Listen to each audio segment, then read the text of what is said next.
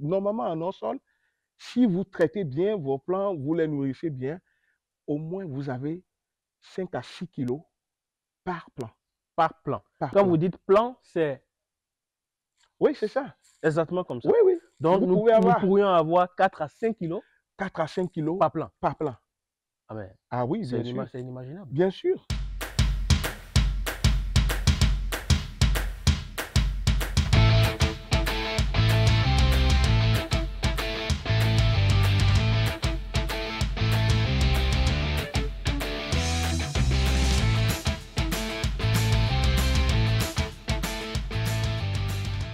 Hello chers téléspectateurs, bienvenue sur Adouké Aka TV, votre chaîne qui fait la promotion du secteur agro-pastoral, de l'entrepreneuriat et de la culture.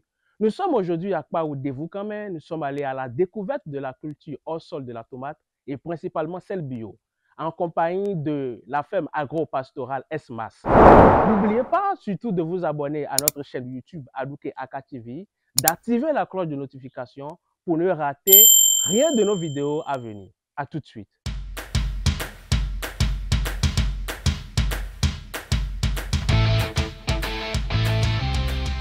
Bonjour monsieur, Bonjour. comment vous allez? Ça va.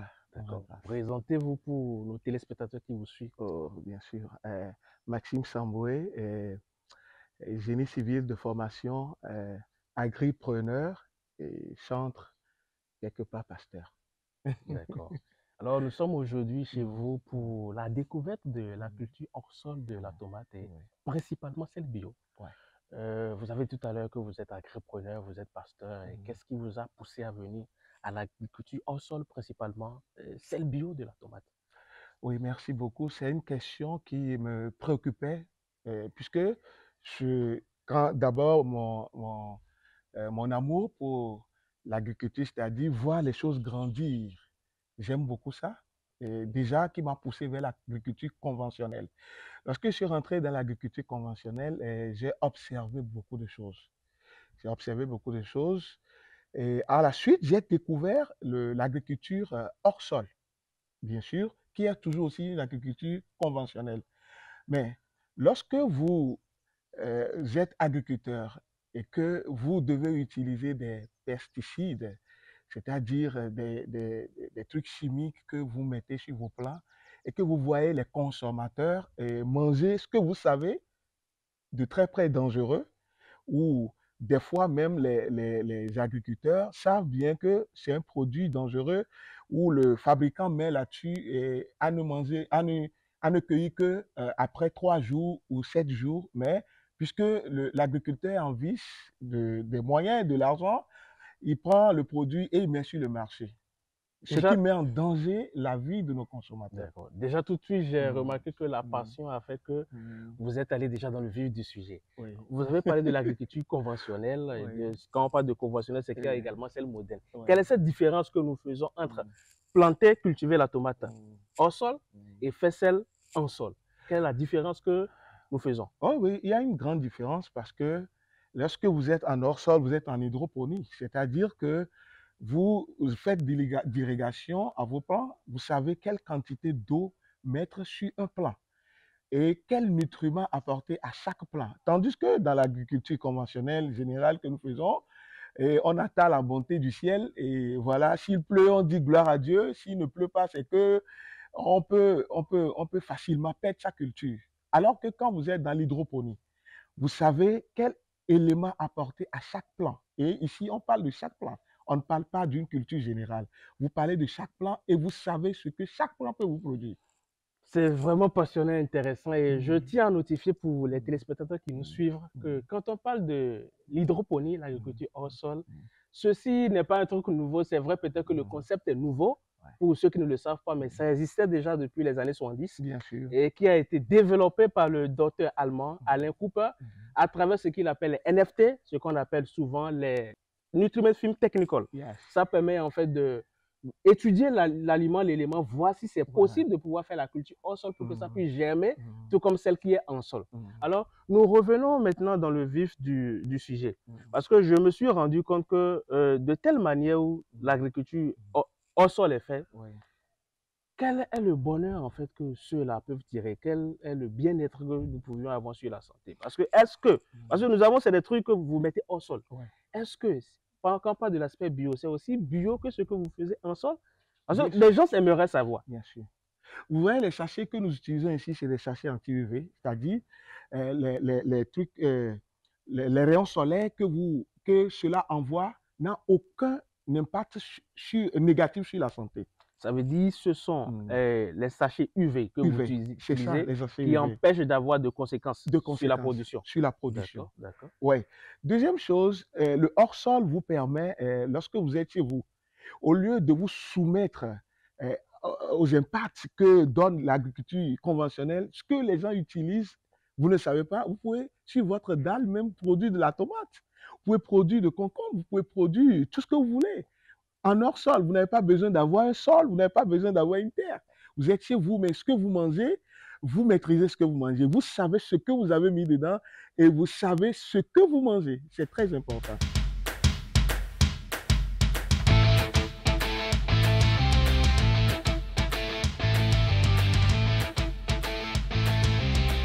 Depuis, nous parlons théoriquement de l'agriculture hors sol. Et pour ceux qui nous suivent, ils aimeraient quand même savoir de manière pratique comment ça se fait. En tant qu'expert, nous aimerions vous demander quel est le matériel qu'il faut mettre à contribution et le budget qu'il faut mettre également à profit et comment cela se fait de la production, jusqu'à la vente. Oui, merci. Je sais que tout ce que les gens entendent, c'est de savoir, on parle du hors-sol et toucher au concret. Alors, pour faire une production hors-sol, vous avez déjà besoin de la pépinière. La pépinière, est-ce qu'on pourrait suivre on pourrait aller voir la pépinière? Bien sûr, bien sûr, nous avons un élément de pépinière ici. Ok, on y va. Ouais.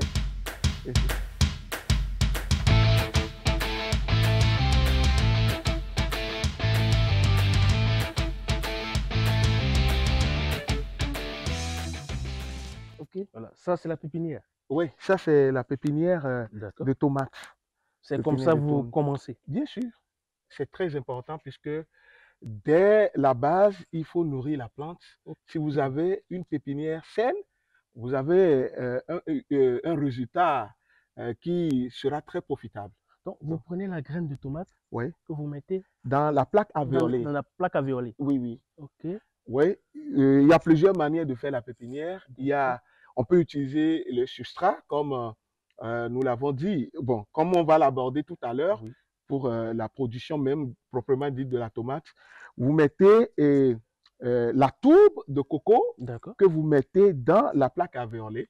Donc ici, là, maintenant, nous avons ici, il n'y a pas la tourbe. Ici, c'est un autre substrat. C'est un autre substrat. Ouais, que je me réserve de vous dire après, dès que vous allez venir à la formation. Pour se faire former. Bien évidemment. Okay. Donc, vous mettez déjà la tomate après 21 jours. Déjà 5 jours, la tomate, vous voyez déjà la graine pousser. Vous voyez cela. Et déjà 21 jours, c'est déjà prêt pour le repétage. Et donc, 5 jours, 21 jours, oui. vous enlevez ça de là. Oui, oui, vous enlevez ça. Ce qui est très intéressant au niveau des plaques alvéolées, comparativement à une agriculture conventionnelle, les gens mettent la pépinière au sol et puis quand ils veulent faire le repiquage, ils pètent tellement des racines et des fois on voit les plants qui sont morts, après on change ça. Ce n'est pas le cas au niveau des plaques alvéolées. Lorsque vous mettez la graine dans une plaque alvéolée, vous avez la certitude d'avoir la racine au complet. Parce que, je vous donne un exemple, quand vous voulez sortir ceci, vous sortez ça avec toute la racine. Ok, c'est le processus. C'est le processus. Okay. Vous voyez, non? Vous pincez et vous sortez le plant avec, et ça garde toute la racine avec ça. Donc, il n'y a pas de question, il n'y a pas raison pour que vous perdez votre plant. Parce que vous sortez le plant avec la racine et vous transférez maintenant dans les sachets. Les sachets. Pour ceux qui nous suivent, ils aimeraient comprendre ce que vous appelez les plaques alvéolées. Oui, c'est ça les plaques alvéolées. Alvéolées, pour ceux qui nous suivent, est-ce qu'il y a d'autres? C'est parce qu'il y a d'autres substances dedans ou bien non, rien, c'est juste des plaques. C'est juste des plaques. Donc, 21 jours après, vous recueillez. Oui. Maintenant, on va déposer dans le sachet. Dans le sachet. Oui. Ceux qui veulent savoir comment ça se fait, donc à venir à la formation. Toujours. Vous êtes invités. D'accord, on y va.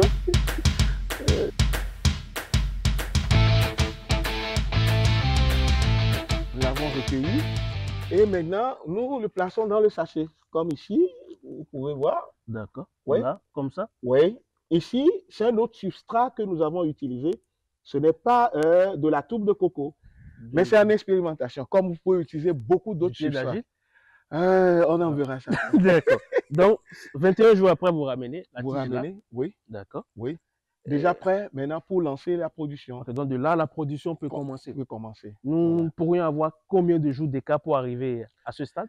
Oui, déjà dans un délai de 2 mois, 2 mois. 2 mois ou plus, Donc, vous avez les tomates qui commencent pas à pousser. il faut attendre 2 mois pour avoir un rendement pareil. Oui, oui. 2 mois. Ici, là même, c'est moins de 2 mois. D'accord. Là, Oui. pour le moment, on aimerait savoir. Oui, Vous additionnez les fibres et la tourbe de coco comme oui, ça, oui, et ça fait 2 mois oui, pratiquement, et vous avez un rendement pareil. oui, oui. Et qu'est-ce que vous utilisez? Vous utilisez pour entretenir. Est-ce juste simplement parce qu'on a parlé de l'aspect bio? Voilà. L'aspect bio voudrait-elle dire que vous utilisez juste La tourbe la tourbe et ça germe comme ça et ça produit, bien vous avez d'autres traitements parallèles que vous faites pour ça? Ok, ok. D'accord. Pour un plant, vous avez 2 éléments pour faire grandir un plant. Les substrats, pourquoi on préfère les substrats, par exemple, des tourbes de coco? Parce que c'est des substrats neutres. Neutre. Neutres. Ça vous permet d'éviter beaucoup de maladies. Il y a des substrats neutres, Ouais. il y a d'autres types de substrats Oui, également. il existe plusieurs types de Il substrats. faut vraiment être professionnel pour le savoir. Oui, Il bien faut sûr. que ce coup dessus se fasse former pour faire la différence, la nuance entre tout ça. Ah D'accord? oui, ah oui. Donc, on a utilisé ici la tourbe de coco et les fibres de coco. Voilà, vous avez besoin, je disais tantôt, vous avez besoin de 2 éléments pour faire grandir la plante. Vous avez besoin de 2 éléments. Vous avez besoin de l'eau L'eau et vous avez besoin naturelle, d'engrais. l'eau naturelle, et nous avons besoin d'engrais. D'engrais, voilà. Maintenant, la connotation que prend l'engrais aujourd'hui, quand on parle d'engrais, on a plusieurs connotations. Aujourd'hui, nous sommes ici particulièrement sur la ferme S-Mas dans une production de tomates en hors-sol et bio. Bio parce que tout ce qui intervient est naturel. Tout ce qui intervient, c'est naturel. Il n'y a pas d'engrais chimiques. Nous ne parlons pas d'engrais chimiques. Vous n'utilisez pas d'engrais chimiques. Pas du Et tout. quel type d'engrais vous utilisez? Pas du tout. Des engrais bio. Qu'est-ce qui rentre dans la production de votre engrais bio? Pour ne pas être indiscret, si on pourrait savoir. Ok, d'accord. Juste quelques éléments. Je vous dis quelques éléments. Un exemple, vous en voulez bien. Oui, d'accord. Vous voyez par exemple les peaux de bananes, oui. Les bananes sauvages que vous mangez. Oui. Nous en avons bananes là. plantains, là. Les bananes plantains que vous mangez, c'est un élément très utile pour la croissance de votre plant. Ah, mais là, désormais, au lieu de jeter, de la banane, au lieu de jeter, on ne va plus en jeter. Non, mais ramenez-moi les peaux de banane. Ça pourrait constituer une manière de vendre. Non, ramenez-moi les peaux de banane que vous jetez, je vais m'en servir. Mais à titre financier, ça me ferait de profit. D'accord? Oui, on y va. Ok, donc, vous avez besoin de tous ces éléments. Les agresseurs, quand ils viennent, il faut les chasser parce que c'est un investissement. Ils viennent détruire vos plants, les insectes, il faut les chasser. Les acariens, il faut les chasser. Les nématodes, il faut les chasser, mais de façon naturelle. Toujours bio. On tient à préciser l'aspect bio. Oui, de façon naturelle, bio. C'est en les chassant que vous arrivez en fin de compte à avoir une production pareille. Oui. D'accord. Et qu'est-ce que vous mettez à profit? Bien sûr qu'il ne faut pas appliquer ces éléments n'importe comment. Puisque, vous savez, surtout quand il s'agit par exemple, quand vous avez des fleurs, vous avez besoin, par exemple, pour la pollinisation, vous avez besoin de l'intervention, par exemple, des papillons qui se jettent, qui viennent se poser sur les plants, au lieu pour faire la pollinisation, ce qui doit donner les tomates. Que si vous n'avez pas de manière, comment dirais-je, mécanique à le faire, puisque les gens le font de manière mécanique, mais ces insectes-là aussi servent à faire la pollinisation. Donc, il ne faut pas mettre n'importe comment. Vous le mettez quand vous êtes attaqué, quand vous en avez besoin. Utiliser des insectes contre des insectes également. Ça s'utilise. De manière bio pour pouvoir entretenir la culture. En tout cas. Il y a des secrets qu'il faudrait savoir. Maintenant, avec un plan pareil, parce que nous avons là, avec tout ce plan. Oui, le rendement. Combien vous mettez à contribution pour faire un truc pareil? Nous avons les sachets UV que vous payez, Oui. combien est-ce que vous mettez à profit comme budget Oui. pour pouvoir installer un truc pareil?